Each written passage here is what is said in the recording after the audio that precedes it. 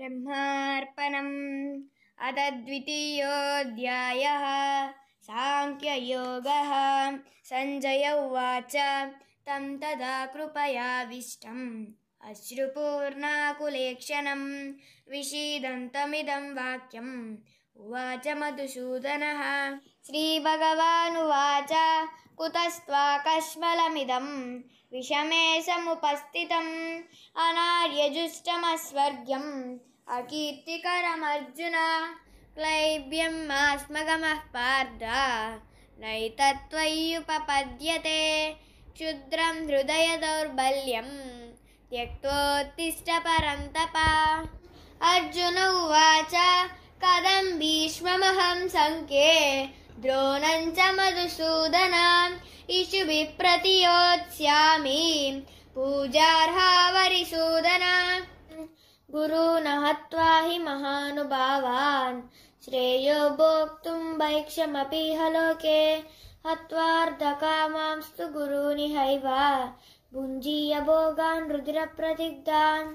न चैतद्विद्मः कतरन्नो गरीयः यद्वा जयेम यदि वा नो जयेयुः यानेव हत्वा न जिजीविषामः स्तेव स्थिता प्रमुखे धार्तराष्ट्राः। कार्पण्यदोषोपहतः स्वभावः पृच्छामि त्वां धर्मसम्मूढचेताः यच्छ्रेयस्यान्निश्चितं ब्रूहि तन्मे शिष्यस्तेऽहं शाधि मां त्वां प्रपन्नम्।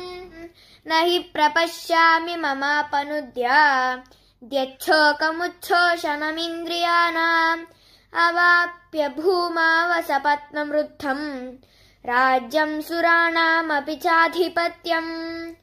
संजय उवाच एवमुक्त्या हृषीकेशं गुडाकेशः परन्तपः न योत्स्य इति गोविन्द मुक्त्वा तूष्णीं बभूवः। तमुवाच हृषीकेशः प्रहसन्निव भारत सेनयोरुभयोर्मध्ये विषीदन्तमिदं वचः। श्रीभगवानुवाच अशोच्यानन्वशोचस्त्वं प्रज्ञावादांश्च भाषसे गतासून गतासूंश्च नानुशोचन्ति पंडिताः। न त्वेवाहं जातुनासं न त्वं नेमे जनाधिपाः न चैव न भविष्यामः सर्वे वयमतः परम्। देहिनोऽस्मिन् यथा देहे कौमारं यौवनं जरा तथा देहान्तरप्राप्तिः धीरस्तत्र न मुह्यति। मात्रा स्पर्शास्तु कौन्तेय शीतोष्णसुखदुःखदाः आगमापायिनो नित्याः तां स्थितिक्षस्व भारत। यं हि न व्यथयन्त्येते पुरुषं पुरुषर्षभा समदुःखसुखं धीरं सोऽमृतत्वाय कल्पते। नासतो विद्यते भावो नाभावो विद्यते सतः उभयोरपि दृष्टोऽन्तः त्वनयोस्तत्त्वदर्शिभिः। अविनाशि तु तद्विद्धि येन सर्वमिदं ततम् विनाशमव्ययस्यास्य न कश्चित् कर्तुमर्हति। अन्तवन्त इमे देहाः नित्यस्योक्ताः शरीरिणः अनाशिनो प्रमेयस्य तस्माद्युध्यस्व भारत। य एनं वेत्ति हन्तारं यश्चैनं मन्यते हतम् उभौ तौ न विजानीतो नायं हन्ति न हन्यते। न जायते म्रियते वा कदाचित् नायं भूत्वा भविता वा न भूयः अजो नित्यः शाश्वतोऽयं पुराणो न हन्यते हन्यमाने शरीरे।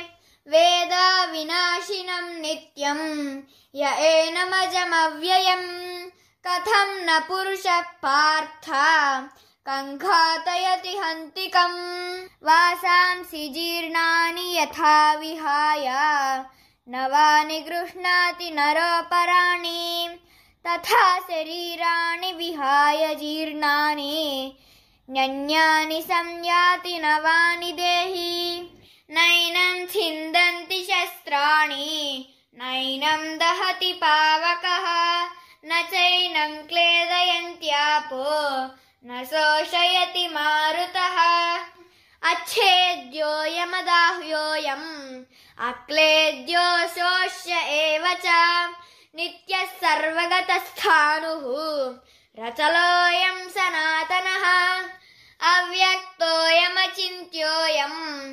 अविकार्योऽयमुच्यते तस्मादेवं विदित्वैनं नानुशोचितुमर्हसि अथ चैनं नित्यजातं नित्यं वा मन्यसे मृतं तथापि त्वं महाबाहो नैवं शोचितुमर्हसि जातस्य हि ध्रुवो मृत्युः ध्रुवं जन्म मृतस्य च तस्मादपरिहार्येऽर्थे न त्वं शोचितुमर्हसि अव्यक्तादीनि भूतानि व्यक्तमध्यानि भारत अव्यक्तनिधनान्येव तत्र का परिदेवना आश्चर्यवत् पश्यति कश्चिदेनामाश्चर्यवद्वदति तथैव चान्यः आश्चर्यवच्चैव मन्यः शृणोति श्रुत्वाप्येनं वेद न चैव कश्चित् देहि नित्यमवध्योऽयं देहे सर्वस्य भारत तस्मात् सर्वाणि भूतानि न त्वं शोचितुमर्हसि स्वधर्ममपि चावेक्ष्य न विकम्पितुमर्हसि धर्म्याद्धियुद्धात् श्रेयोऽन्यत् क्षत्रियस्य न विद्यते यदृच्छया चोपपन्नं स्वर्गद्वारामपावृतं सुखिनः क्षत्रियाः पार्थ लभन्ते युद्धमीदृशम् अथ चेत्त्वम् इमं धर्म्यं सङ्ग्रामं न करिष्यसि ततः स्वधर्मं कीर्तिं च हित्वा पापमवाप्स्यसि अकीर्तिं चापि भूतानि कथयिष्यन्ति ते व्ययां सम्भावितस्य च कीर्ति मरणादतिरिच्यते भयाद्रणादुपरतं मंस्यन्ते त्वां महारथाः येषां च त्वं बहुमतः भूत्वा यास्यसि लाघवम् अवाच्यवादांश्च बहून् वदिष्यन्ति तवाहिताः निन्दन्तस्तव सामर्थ्यं ततो दुःखतरं नु किम् हतो वा प्राप्स्यसे स्वर्गं जित्वा वा भोक्ष्यसे महीं तस्मादुत्तिष्ठ कौन्तेय युद्धाय कृतनिश्चयः सुखदुःखे समे कृत्वा लाभालाभौ जयाजयौ ततो युद्धाय युज्यस्व नैवं पापमवाप्स्यसि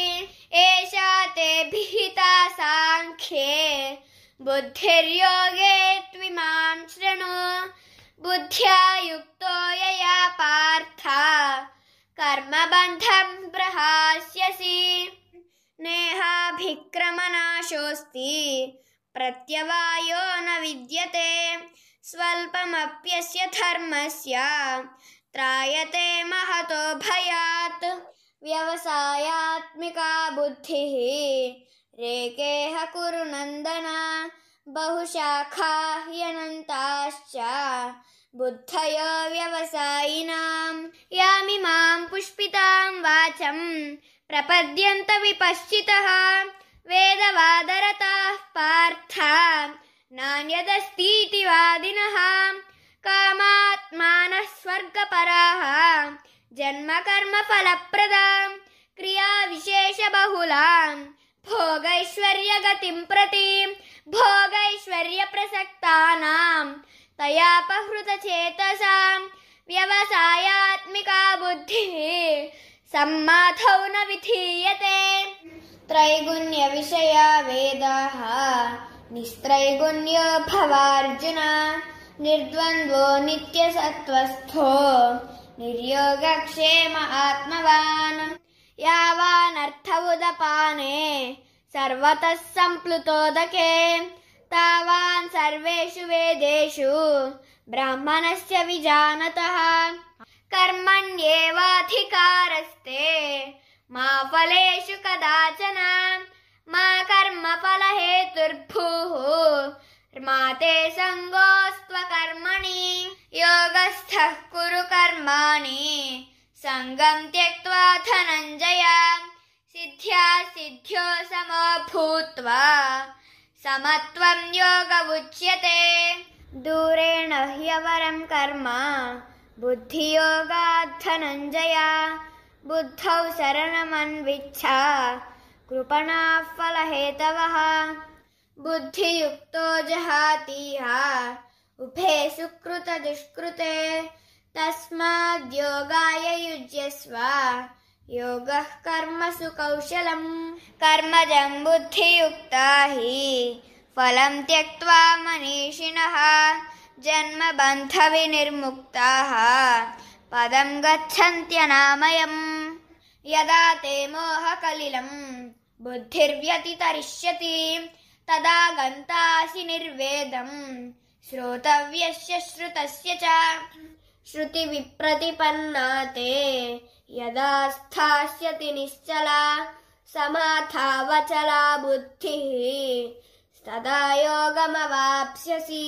अर्जुन उवाच स्थितप्रज्ञस्य का भाषा समाधिस्थस्य केशव। स्थितधिः किं प्रभाषेत किमासीत व्रजेत किम्। श्रीभगवानुवाच प्रजहाति यदा कामान् सर्वान् पार्थमनोगतान् आत्मन्येवात्मना तुष्टः स्थितप्रज्ञस्तदोच्यते। दुःखेष्वनुद्विग्नमनः सुखेषु विगतस्पृहः वीतरागभयक्रोधः स्थितधीर्मुनिरुच्यते। यः सर्वत्रानभिस्नेहः तत्तत्प्राप्य शुभाशुभम् नाभिनन्दति न द्वेष्टि तस्य प्रज्ञा प्रतिष्ठिता। यदा संहरते चायं कूर्मोऽङ्गानीव सर्वशः इन्द्रियाणीन्द्रियार्थेभ्यः तस्य प्रज्ञा प्रतिष्ठिता। विषया विनिवर्तन्ते निराहारस्य देहिनः रसवर्जं रसोऽप्यस्य परं दृष्ट्वा निवर्तते। यततो ह्यपि कौन्तेय पुरुषस्य विपश्चितः इन्द्रियाणि प्रमाथीनि हरन्ति प्रसभं मनः। तानि सर्वाणि संयम्य युक्त आसीत मत्परः।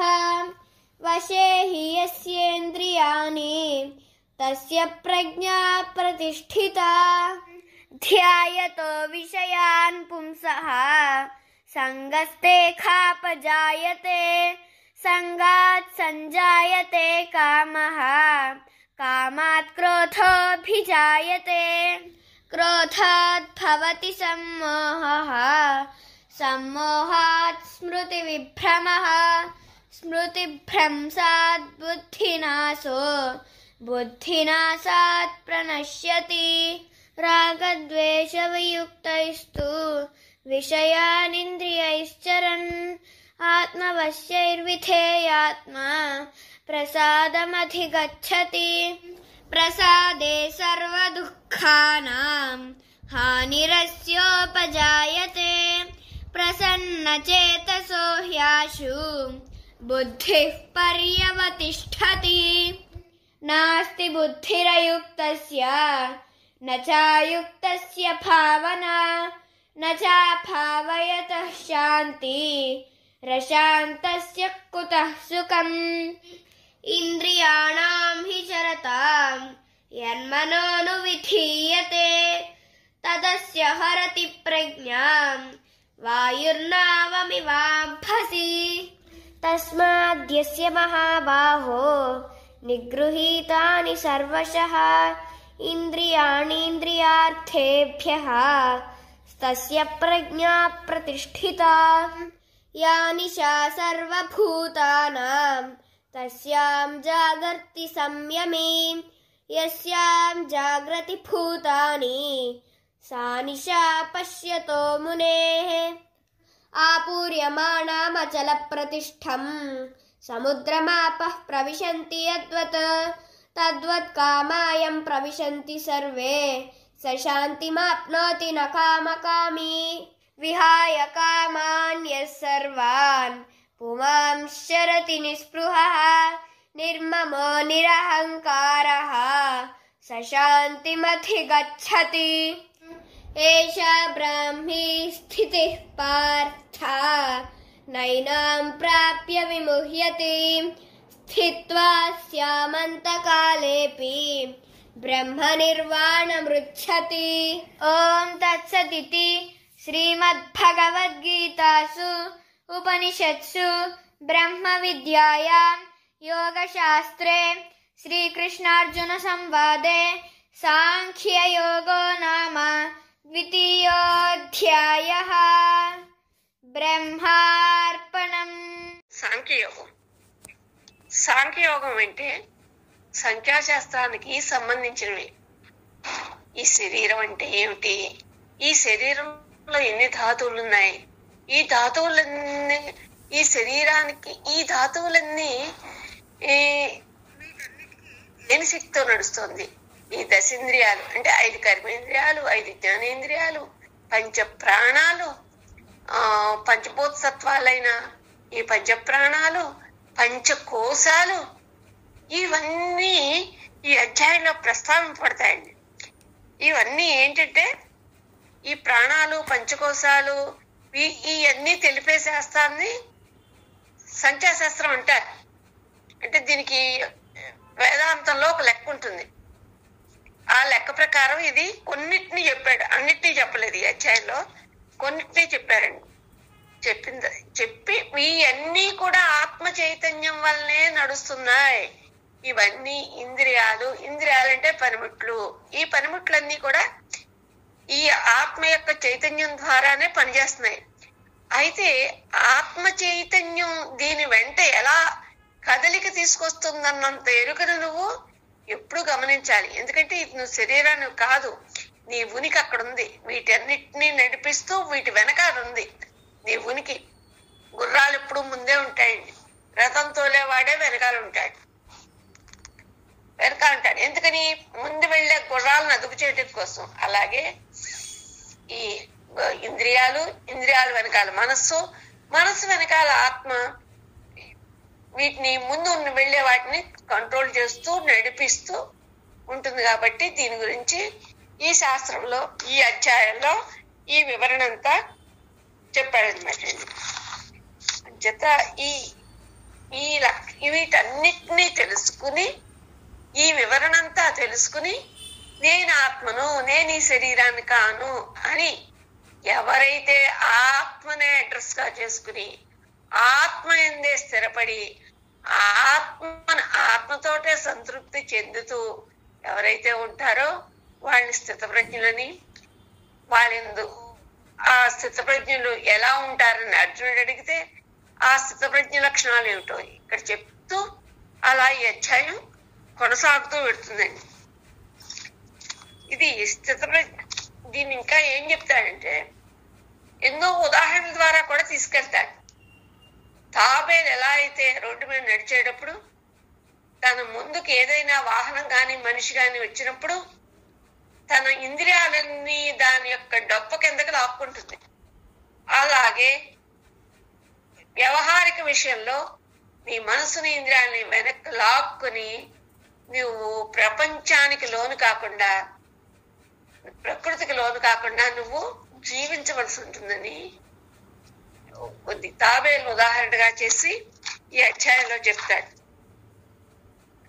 ఈ శరీరానికి, ఇంద్రియాలతో కూడిన శరీరానికి 72,000 నాడులు ఉన్నాయని చెప్తాడు. ఈ శరీరానికి 3 దశలు ఉన్నాయని చెప్తాడు. ఏమిటి? బాల్యం, యవ్వనం, కౌమారం, వార్ధక్యం. శిశుప్రాయం నుంచి బాల్యంలోకి, బాల్యం నుంచి యవ్వనంలోకి, యవ్వనం నుంచి ముసలితనంలోకి, ముసలితనం నుంచి మరణం దాకా ఇన్ని మార్పులు చెందుతూ ఉంటుంది. శరీరానికి లక్షణం ఏమి చెప్తాడు? వృద్ధితే జాయితే విపరివర్ణతే అంటుంది శాస్త్రం. అంటే ఇది పుడుతుంది, పుట్టిన తర్వాత బయటకు వచ్చిన తర్వాత అది వృద్ధి చెందుతూ ఉంటుంది. వృద్ధి చెంది క్రమేపీ వృద్ధి చెంది మళ్ళీ వెనక్కి వెడుతుంది అనమాట. మళ్ళీ నాశనం వైపు వెడుతూ ఉంటుంది, క్షీణిస్తూ ఉంటుంది. దీనికి వృద్ధి క్షయాలు ఉన్నాయి. దీనికి, ఈ శరీరానికి ఆత్మకు అది లేదు. అందుచేత నువ్వు అటువంటి ఆత్మ అంటే ఏమిటి, అనాత్మ అంటే ఏమిటి, ఆత్మానాత్మ వివేకం నువ్వు సంపాదించినట్లయితే నువ్వు ఇలా వేరు చేసుకుని తామరకమైన నీటి బొట్టులాగా నువ్వు జీవించటానికి పనికొస్తుందని చెప్తాడు. అలా జీవించినట్లయితే నువ్వు జనమరణ చక్రంలో నలగవలసిన అవసరం ఉండదని చెప్తాడు. నువ్వు చేసే పని నిష్కామంగా చెయ్యి. చేస్తే కర్మలంపడంలో పడవు.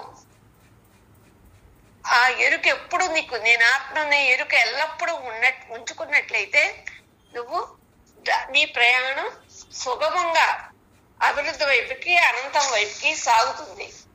నువ్వు మనసు మీద దృష్టి పెడితే అది ఇంద్రియాల వైపు నిన్ను, ఇంద్రియాల ద్వారా ప్రపంచం వైపుకి, ప్రపంచాన్ని నుంచి అధోగతి పాలు చేస్తుంది. కాబట్టి నీ ప్రయాణం ఎప్పుడు లోపలికే ఉండాలని దాని గురించి చెప్పుకొస్తాడనమాట. ఇవన్నిటినీ చెప్పారు కాబట్టి ఇది ఇది యోగం. చేసే పని ఎలా అయితే యోగంగా చేయాలో అవన్నీ కూడా దీంట్లో వివరిస్తాడు. వివరించబట్టి అప్పుడు ఆ అప్పుడు అర్జునుడు అంటాడు, నువ్వు చెప్తున్న దాన్ని బట్టి ఆత్మ ఇంకా అది అగ్నిచే కాల్చ పంచభూతాలకు అందదని చెప్తాడు. నీటితే తడపబడజాలదు, అగ్నిచే కాల్చబడజాలదు, ఇలా అన్ని వివరించుకొస్తాడండి. అంటే నువ్వు చెప్తుంటే ఆత్మ గురించి ఆశ్చర్యంగా చూస్తున్నాను, ఆశ్చర్యంగా వింటున్నాను అని ఆశ్చర్యపోతాడనమాట. అసలు ఆ ఆలోచన ఆశ్చర్యంగా ఉంది. నువ్వు ఆత్మ యొక్క లక్షణాలు వీటితోటి సంబంధం లేదంటావు, అన్నిటికీ ఇదే కారణం అంటావు. ఇలా నన్ను బుద్ధి ప్రవేశానికి గురి చేసే మాటలతో మాట్లాడతావు అంటాడు. కాదు, ఈ జ్ఞానం నీకు కలిగితే నీ బుద్ధికి భ్రమసం ఏమి ఉండదు, నీకున్న భ్రమను తొలగించుకో అని చెప్తాడు. ఇలాగ ఇరువురి సంభాషణ నడుస్తూ ఉంటుంది. నీలో 3 గుణాలు ఉంటాయని చెప్తాడు. అలాగా అది త్రైగుణ్య విషయావేదాది త్రైగుణ్యోపవాచనం అంటాడు. ఈ 3 రకాల విషయాల వల్ల ఈ 3 రకాలని విడిచిపెట్టి నిస్త్రైగుణ్యుడు కావాలి, గుణాతీతుడు కావాలి నువ్వు. అప్పుడే ఈ ద్వంద్వాల నుంచి విడివడి క్షేమాత్మ, నిర్యోగ క్షేమాత్మ అని అంటాడు. అంటే నువ్వు ప్రమాదం లేని క్షేమాన్ని పొందుతావు, అదే అప్పుడు ఆత్మవంతుడు అవుతావు అని చెప్తాడు. ఇలాగా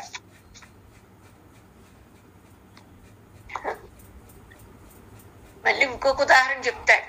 ఏమిటంటే, నూతిలో ఉన్నది నీరే, చెరువులో ఉన్నది నీరే, నదిలో ఉన్నది నీరే. అయితే ఇది నూతిలో నీరు, ఇది చెరువు నీరు, ఇది గోదావరి నీరు అంటాం మనం, వేరు వేరు పాత్రలో పోసి. అలాగే కానీ జ్ఞాని ఇది నూతి, చెరువు, నది అని 3 విభాగాలు వచ్చినాయి. కానీ అన్నిట్లో నీరు అనే పదం కామన్ గా ఎలా ఉందో అలాగే నువ్వు ఈ 3 అవస్థల్లోనూ కూడా నువ్వు చైతన్యంగానే ఉన్నావు. జాగ్రత్త, స్వప్న, సుషుప్త అవస్థల్లో ఆ అవస్థల్ని ఆధారంగా నువ్వు ఈ అవస్థల వెలుగులో చూస్తున్నావు. కాబట్టి నువ్వు ఆత్మవంతుడివి అని చెప్తూ ఉంటాడండి. ఇలా అనేక సందర్భాల్లో మనలో గుణాలు ఎలా ఉంటాయో చెప్తాడు. ఏమని క్రోధాద్భవతి సమ్మోహ సమ్మోహ స్మృతి విభ్రమ అని. కోపం వల్ల మోహం వస్తుంది, మోహం వల్ల మతిమరుపు వస్తుంది, మతిమరుపు వల్ల బుద్ధి నశిస్తుంది, బుద్ధి నశిస్తే పూర్తిగా చెడిపోతావు అని చెప్తాడు. అంటే ముందు కోరికే అన్ని అనర్థాలకి మూల కారణం. అందుకని నువ్వు కోరిక లేకుండా క్రోధం లేకుండా చూసుకోమని ఒక చోట చెప్తాడు. మళ్ళీ ఇంకో చోట ఏం చెప్తాడంటే ప్రసాదేశ్వర దుఃఖానమని. ఇన్ని దుఃఖాలకి అసలైన కారణం ఈ శరీరం అనే భావనే. అందుచేత మనస్సు యొక్క ప్రశాంతత, నేను ఆత్మలను తెలిసి ఆత్మ యొక్క అనుసంధానంలో ఉన్నానని తెలిస్తే వాడి మనస్సు బుద్ధి కూడా అన్ని విషయాల నుండి వైదొలిగి పరమాత్మని స్థిరంగా నెలకొంటుందని కూడా చెప్తాడు. ఒకటేంటండి, అన్ని అన్ని ఎన్నో ఎన్నో. ఇంకా ఇంకొక చోట ఏమని చెప్తాడు, నీటిలో నడిచే వాడ యొక్క తెరచాప గాలివాటు ఎటుంటే అటు వెళ్ళిపోతుంది. అలాగే నీ మనసులో ఆలోచనలు ఎలా ఉంటే నీ ఇంద్రియాలు అటు లాగేస్తాయని చెప్తాడు, లాగేస్తాయని చెప్తాడండి. అందుచేత నువ్వు మనోనిగ్రహాన్ని ముందు సంపాదించాలి. ఆ గాలి నీకు అనుగుణ్యంగా ఉండాలి. గాలి అంటే ఏంటి?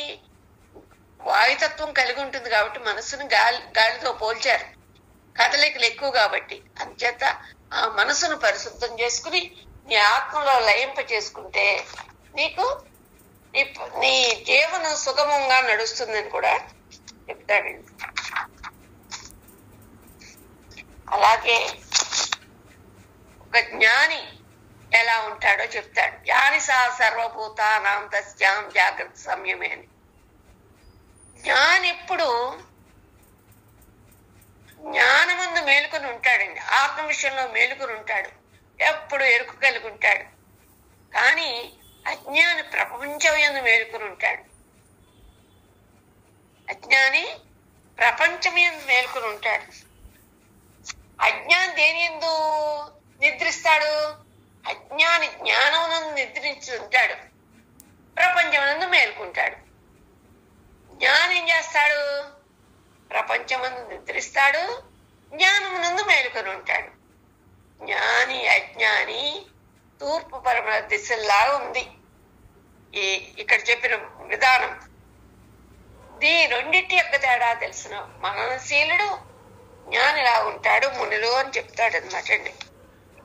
అని మనం ఇంకొకటండి, భగవద్గీతకి ఇంతమంది భాష్యాలు ఎందుకు రాశారంటే నాకు ఒక రకంగా అర్థమవుతుంది, మీకు ఇంకొక రకంగా అర్థం అవ్వచ్చు, ఇంకా లోతుగా అర్థం అవ్వచ్చు. ఎందుకంటే మీ మీ అవసరాలను బట్టి, మీ ఆర్తిని బట్టి అందులో ఆన్సర్స్ కనపడతాయి. అందుకనే చాలా మంది చాలా రకాలుగా వ్యాఖ్యలు చేశారు. ఎందుకంటే వారు ఉండే స్థాయిని బట్టి వారికి అది అక్కడ అలాగా కనిపించింది అనమాట అందులో అర్థం. అయితే బేసికల్ గా ఆత్మ గురించి శరీరం గురించి చెప్పాడు కాబట్టి అది అందరికీ ఒకేలాగా ఉంటుంది. కానీ ఇవి ఉపమానాలు అర్థం చేసుకునే వైఖరి మనిషికి కూడా చాలా భిన్నంగా ఉంటుందండి.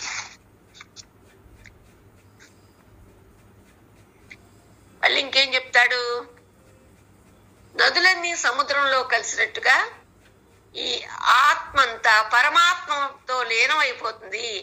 ఈ 84 లక్షల జీవుల్లో ఉన్న ఆత్మ అనంతమైన పరమాత్మలో లీనమవుతూ మళ్ళీ నదులన్నీ సముద్రంలో కలిసి మళ్ళీ నీటి ఆవిరిగా ఆకాశానికి వెళ్ళి మేఘాలుగా మారి మేఘాలు వర్షాలుగా కురిసి వర్షాలేమో మళ్ళీ కొండల వేపడి అక్కడి నుంచి పల్లానికి వచ్చి ఆ పల్లంలో నీరంత కాలువల్లాగా నదుల్లాగా తయారయ్యి మళ్ళీ సముద్రం వైపే ప్రయాణిస్తుంది. అలాగే ఈ శరీరానికి బయటకు వచ్చి అనంతంలో కలిసి అనంతంలోంచి మళ్ళీ ఇంకో వేరే శరీరం అక్కడ అర్హతను బట్టి వేరొక శరీరంలో ప్రవేశించి మళ్ళీ అక్కడ సుఖ దుఃఖాలు అనుభవించి మళ్ళీ మరణించి మళ్ళీ అనంతంలోకి వెళ్ళి ఇలాగ తిరుగుతూ జనన మరణ చక్రంలో తిరుగుతూనే ఉన్నామని ఇక్కడ ఒక శ్లోకం ద్వారా తెలియజేస్తాడు.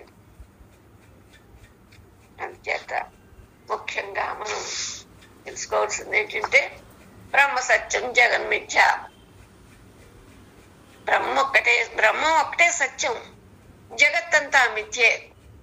ఉన్నట్టుగా తోస్తోంది కానీ లేదన్నారు శంకరాచార్యుల వారు. ఉన్నట్టుగా తోస్తోంది నీకు, ఎందుకంటే కళలో నీకు కూడా కళ జరిగినట్టుగానే అనిపించింది కాబట్టి ఇది కూడా ఉన్నట్టుగా తోస్తోంది. తోయటమే కానీ అది సత్యం కాదు.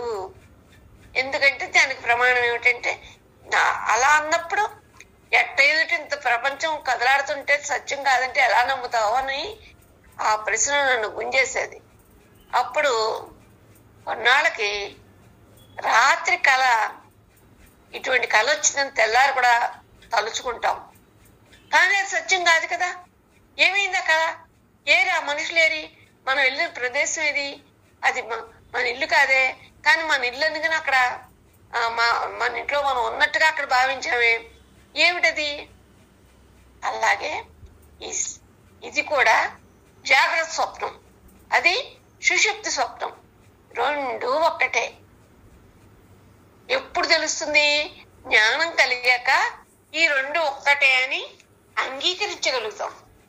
జ్ఞానం అదే ఆత్మ తెలియనంత కాలం, ఆత్మను గుర్తుపట్టనంత కాలం దీన్ని మనం ఎప్పటికీ అవగతం కాదండి. అదేలా కుదురుతుంది? రాత్రి కల్లో అయితే మనల్ని బాధించదు, కానీ ఇప్పుడు ఇది బాధిస్తోంది కదా అని అడుగుతాం. బాధిస్తోంది అంటే ఇది సత్యం అనుకుంటున్నాం కాబట్టి బాధిస్తోంది.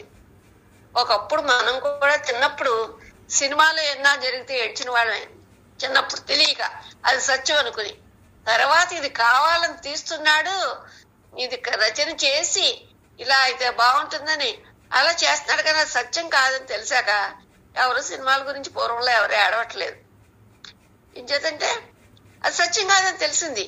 అలాగే జ్ఞానం కలిగాక ఈ బ్రహ్మమే సత్యం గాని జగత్తు సత్యము కాదు అన్నది అర్థమవుతూ ఉంటుంది. అర్థం ఆ రకంగా స్పందించినా మళ్ళీ వెనక్కి లాక్కోవడానికి అవకాశం ఉంటుంది. ఎల్లప్పుడూ లేకపోయినా అర్థం అవటం మాత్రం అర్థమవుతుంది. చేత మనం ఈ ఆత్మ విద్యని ఎంత బలంగా తెలుసుకుంటే అంత. ఇది భగవద్గీత అన్నమాట ఏముందండి? ఏ విద్య అయినా దాని పర్యవసానం ఆత్మను తెలుసుకోవటమే. మూలం ఆత్మే. ఏ నగలైనా బంగారంతో చేసినట్టుగా ఏ సృష్టి అయినా ఆత్మ ద్వారా ఆత్మలో ఆత్మగా జరుగుతోంది మొత్తం సృష్టి అంతా. కానీ సృష్టిని చూస్తాం గాని, సృష్టింపబడిన నామరూపాలను చూస్తున్నాం గాని ఈ నామరూపాలకు ఆధారమైన చైతన్యాన్ని మనం చూడలేకపోతున్నాం. కానీ ఇప్పుడు ఆ చైతన్యం ఉండబట్టే, ఎందుకు పిల్లలకి ఇచ్చే కార్లు ఉంటాయి, కీ ఇస్తాం కానీ తిరగదు, ఏంటంటే బ్యాటరీ అయిపోయింది అంటారు. అలాగే బ్యాటరీ వేస్తేనే తిరుగుతుందని ఎలా అర్థమైందో ఆత్మ లోపల పనిచేయబట్టే ఈ కారుకి బిగించిన ఇవన్నీ పనిముట్లు పనిచేస్తున్నాయని మనకు అర్థమవుతుంది. మనం ప్రతి దాని యందు మనకంటూ ఆత్మను గుర్తించగలిగితే దాని అంతటా అదే అలా లింక్ అవుతూనే ఉంటుంది. ప్రతి దాని యందు ఇది కదా, ఇది కదా అని మనకి నేర్పుతూ ఉంటుంది సృష్టి అంతా. అంచేత భగవద్గీత ఒకటే కాదండి, ఏ విద్య, బ్రహ్మ విద్య, ఏ విద్య అయినా సరే బ్రహ్మం గురించే చెప్పింది. బ్రహ్మమే సత్యం, బ్రహ్మని విడిచిపెట్టాలి. ఇదే మన సూత్రం, జీవన సూత్రం. బ్రహ్మమే సత్యం, శరీరమే బ్రహ్మని విడిచిపెట్టాలి అని.